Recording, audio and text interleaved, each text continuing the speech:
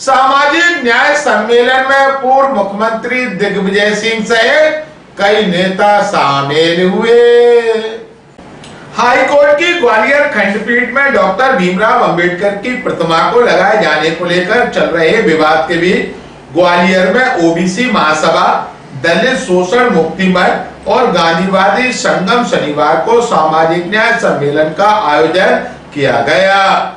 सामाजिक न्याय सम्मेलन में पूर्व मुख्यमंत्री और सांसद दिग्विजय सिंह मुख्य अतिथि के रूप में शामिल हुए। कार्यक्रम को डीएमके सांसद पी बिल्सन, मार्क्सवादी कम्युनिस्ट पार्टी के प्रदेश सचिव जसविंदर सिंह, कांग्रेस अनुसूचित जाति प्रकोष्ठ के राष्ट्रीय अध्यक्ष राजेंद्र पाल गौतम, छात्र नेता और जेएनयू छात्र संघ की अध्यक्ष रही आईसी घोष और वरिष्ठ चिकित्सक और सामाजिक कार्यकर्ता डॉक्टर प्रवीण गौतम ने संबोधित किया। दिग्विजय सिंह ने कहा है कि जब सुप्रीम कोर्ट में डॉक्टर अंबेडकर की प्रतिमा लगाई जा सकती है तो हाई कोर्ट में क्यों नहीं लगाई जा सकती। उन्होंने हैरानी जाहिर की इस मसले पर इतना विवाद क्यों हो रहा है। ग्वालियर अभी तक से चर्चा के दौरान पूर्व मुख्यमंत्री दिग्विजय सिंह ने कहा, मुझे इस बात का दुख है और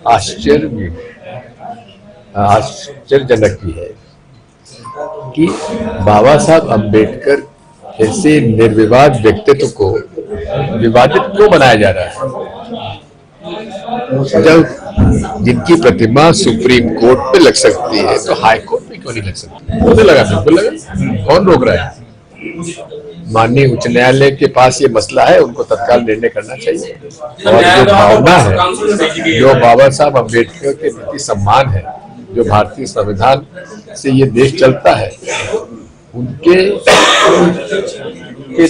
चेयरमैन उस कमेटी को जिसने हमें संविधान दिया है, उनकी प्रतिमा को विवादग्रस्त क्यों बनाया जा रहा है, मैं नहीं समझ पा रहा हूँ। वहीं कांग्रेस अनुसूचित जाति प्रकोष्ठ के अध्यक्ष राजेंद्र पाल गौतम ने कहा है कि मध्य प्रदेश सरकार इस मामले में हाई कोर्ट के आदेश का पालन करने में कमजोर साबित हुई है और उसने घुटने टेक दिए। उन्होंने कहा है कि मनुवादी विचारधारा को मानने वाले लोग डॉक्टर अंबेडकर के जरिए संविधान व सरकार को भी बदनाम कर रहे हैं। ये लोग देश में दंगे और नफरत फैलाना चाहते हैं। उन्होंने साफ किया है कि जो शांति भंग करे, लोगों के भी नफरत फैलाए, वो आतंकवादी की श्रेणी में ही आता है। सरकार को चाहिए कि वह ऐसे लोगों को गिरफ्तार करे। मीडिया से चर्चा के दौरान कांग्रेस अनुसूचित जाति प्रकोष्ठ के राष्ट्रीय अध्यक्ष राजेंद्र पाल गौतम ने कहा, हम एक ही बात चाहते हैं कि जो मध्य प्रदेश की सरकार है, कम से कम वो मध्य प्रदेश हाई कोर्ट के चीफ जस्टिस के आदेश का तो कम से कम इज्जत कर ले। राज्यपाल महोदय उद्घाटन करने वाले थे मूर्ति का, उसका विरोध मुट्ठी भर लोग कर रहे हैं। तो क्या सरकार इतनी कमजोर है कि मुट्ठी भर लोगों के सामने घुटने टेक देगी? मतलब शर्म आनी चाहिए। भारत के संविधान निर्माता का विरोध आखिर किस लिए? क्या समता, स्वतंत्रता, बंधुता, न्याय की बात करने वालों का विरोध करेंगे? फिर आप क्या केवल बाबा साहब का विरोध कर रहे हैं या भारत का विरोध कर रहे हैं, या भारत में जो आपस में जो भाईचारा बढ़ रहा है उसका विरोध कर रहे हैं आप लोग? आप तो सरकार का भी विरोध कर रहे हैं, क्योंकि तो सरकारी सिस्टम से मूर्ति लगाने का फैसला हुआ है। कोई अवैध तरीके से जमीन कब्जा के तो मूर्ति नहीं लगाई जा रही है। तो ये इस तरह के लोग एक तरीके से जय श्री राम का नारा भी लगा रहे हैं विरोध करते हुए, तो वो तो राम को भी बदनाम कर रहे हैं। इस तरीके से इस धर्म को जो मानने वाली विभिन्न जाति के लोग हैं, उन लोगों का भी भरोसा उठेगा और इस तरीके से निश्चित तौर पर एक भय का वातावरण बनेगा। ये लोग देश में दंगे करवाना चाहते हैं, देश में नफरत फैलाने वाले लोग हैं, इनके खिलाफ सख्ती से सरकार को डील करना है। देखिए, ऐसा कोई भी व्यक्ति जो देश में शांति भंग करना चाहे, जो देश में समाज के बीच में दंगे करवाना चाहे, जो संविधान का विरोध करे, संविधान निर्माता का विरोध करे, ऐसा आदमी आतंकवादी से कम नहीं है। उसकी हरकतें आतंकवादियों जैसी हैं। नहीं, मध्य प्रदेश सरकार को चाहिए कि ऐसे लोगों को गिरफ्तार करे, कानूनी कार्रवाई करे। वो कुछ भी कमेंट कर देते हैं, सोशल मीडिया पे कर देते हैं, ऐसे भद्दे शब्द इस्तेमाल कर रहे हैं संविधान निर्माता के लिए। शर्म नहीं आती उनको? क्या सरकार इतनी कमजोर है? देखिए, आपको नाम सबका पता है, उन वकीलों की वो फोटो वीडियो सब पब्लिक डोमेन में है। आपको मालूम नहीं है क्या? और आप जानबूझ के अगर ये अनभिज्ञता दिखा रहे तो फिर तो भैया मैं कुछ कह नहीं सकता हूँ। जो भी कोई व्यक्ति ये पूछ रहा है कौन लोग हैं, इसका मतलब वो आदमी सोशल मीडिया पे देख ही नहीं रहा कौन लोग हैं। कुछ चंद मुट्ठी भर वकील हैं जो ये कह रहे हैं कि संविधान निर्माता डॉक्टर बाबा साहेब अम्बेडकर नहीं है, BN राव है। अरे भाई, संविधान सभा के जो सदस्य हैं और संविधान सभा की ड्राफ्टिंग कमेटी के सदस्य हैं, उसमें सदस्यों में 7 सदस्यों में BN राव का तो नाम भी नहीं है। तो कहां से भैया वो संविधान निर्माता वो कहां से हो गए? और सच को कब तक झुठलाओगे? सच झुठलाया नहीं जा सकता, सच सच रहेगा। राजेंद्र गौतम भी अगर कोई झूठ बात को सच कह के पेश करने की कोशिश करेगा तो झूठ सच नहीं हो जाएगा। देखो, मनुवादी और मानवतावादी ये दो एक विचारधारा है। कोई भी व्यक्ति किसी भी जाति का हो, अगर वो इंसानियत को मानता है, अगर वो चाहता है कि देश में शांति हो, समता, स्वतंत्रता, बंधुता और न्याय हो, तो वो व्यक्ति मानवतावादी है।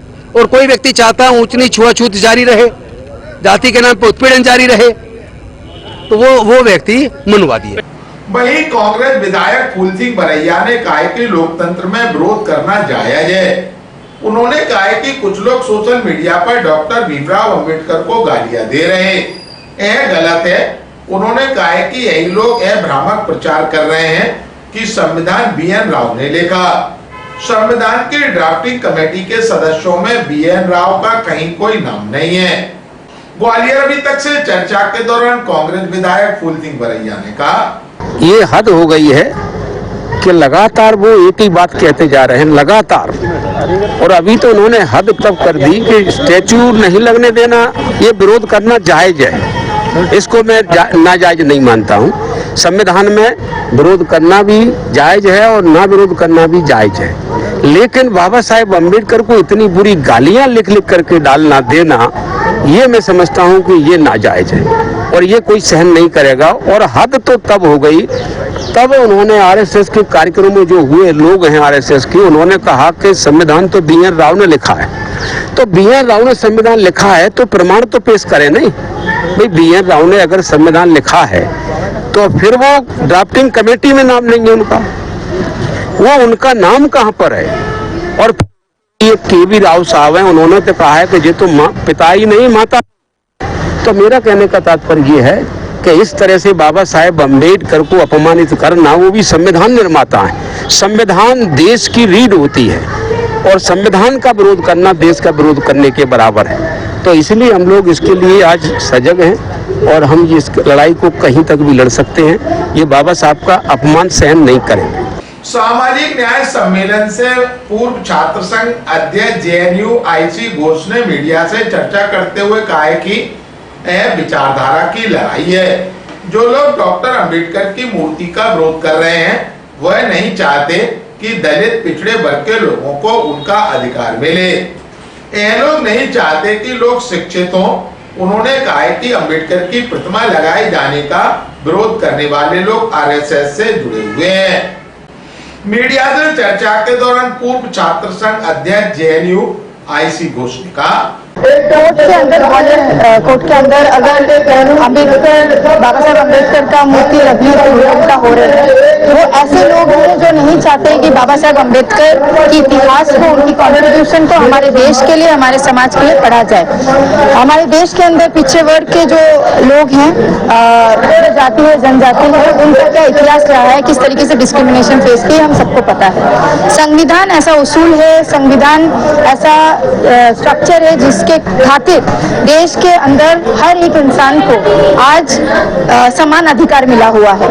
हमारा मानना है ग्वालियर कोर्ट के अंदर ये मूर्ति लगना सिर्फ एक मूर्ति की या एक शख्सियत की बात नहीं है, एक विचारधारा की बात है, उन लड़ाइयों की बात है जिन लड़ाइयों के वजह से आज महिलाएं हो, वंचित तबके हो, पिछड़े वर्ग के लोग हो, समान अधिकार के साथ देश के अंदर अपना सर ऊंचा करके जी रहे हैं या लड़ाई कर रहे हैं। इससे जुड़े हुए लोग एकदम हमारा मानना है और ये हम बहुत क्लियरली बताना चाहते थे कि जो लोग मानते थे कि जब बाबा साहेब अम्बेडकर कॉन्स्टिट्यूशन, संविधान का गठन कर रहे थे, स्ट्रक्चरिंग कर रहे थे, लिख रहे थे उनके टीम के साथ, हम जानते हैं कि किस तरीके से RSS के लोग उसका बॉयकॉट करने का कॉल दे रहे थे, क्योंकि बाबा साहेब अम्बेडकर जिस जाति से आते हैं वो जाति उनको पसंद नहीं था, क्योंकि उनके हिसाब से वो निम्न जाति से आते हैं। और आज भी वही विचारधारा की लड़ाई है कि कुछ लोग हैं हमारे देश में जो इस समय पे पावर में बैठे हुए, केंद्र में बैठे हुए हैं, बहुत सारे प्रदेश के राज्यों में बैठे हुए हैं, उनको लगता है कि उनके पास राजनीतिक पावर है तो वो मनुस्मृति को इस देश के अंदर लागू करेंगे। हम मानते हैं ये लोग मनुवादी सोच धारा के लोग हैं